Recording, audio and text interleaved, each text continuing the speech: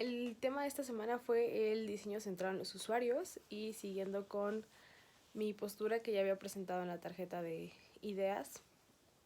Creo que actualmente existen muchas plataformas y muchos datos, estadísticas, en los cuales los diseñadores nos estamos apoyando para diseñar.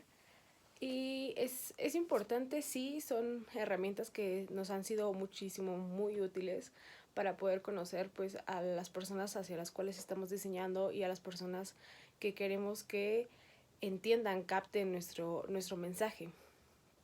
Pero creo que también el internet y las redes sociales han servido para dirigirnos a una cantidad muy extensa de personas que a veces no definimos de la mejor manera.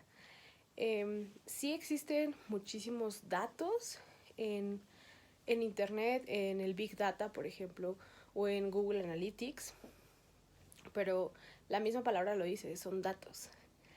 Y estos datos no funcionan y no se convierten en información y en conocimiento a menos que uno los analice. Y creo que si bien son útiles, no podemos diseñar solamente basándonos en datos. Por eso el texto de Martínez de la Peña se me hacía muchísimo, muy interesante.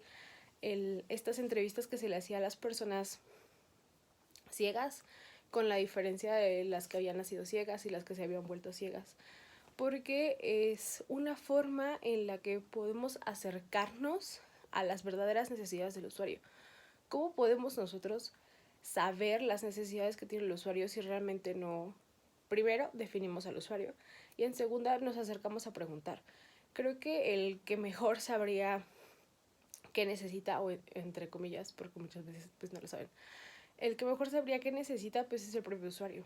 Entonces está muy padre estas herramientas que nos da el internet, que nos dan las aplicaciones, incluso las redes sociales tienen esta parte de estadísticas en donde puedes ver cómo ha crecido tu publicación, qué tipo de personas interactúa con ella, pero eso no sustituye al usuario final. Eso no sustituye el hecho de ir con los usuarios a investigar, a saber qué es lo que realmente necesitan. Creo que puedo retomar un poco del primer tema que vimos, que fue el modelo general del proceso de diseño y cómo había cambiado. Y en su momento en ese tema yo expuse que si bien el contexto social había cambiado desde que el modelo general del proceso de diseño se gestó, seguíamos diseñando para personas y seguimos diseñando para solventar necesidades. Y creo que sí tenemos muchas herramientas, pero necesitamos no dejarnos llevar para este diseño en línea, para este diseño poco personal, podría definirlo de esa forma.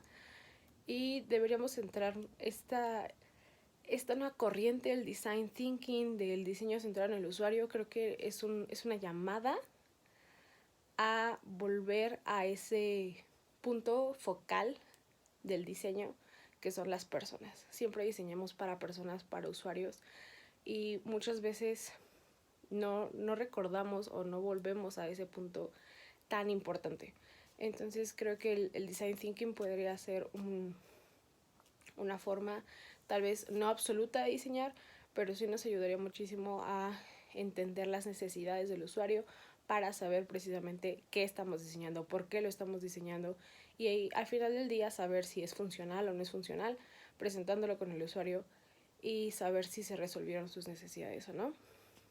Entonces creo que estas herramientas, si bien son útiles, no son absolutas y sí deberíamos volver a este diseño centrado en el usuario 100%.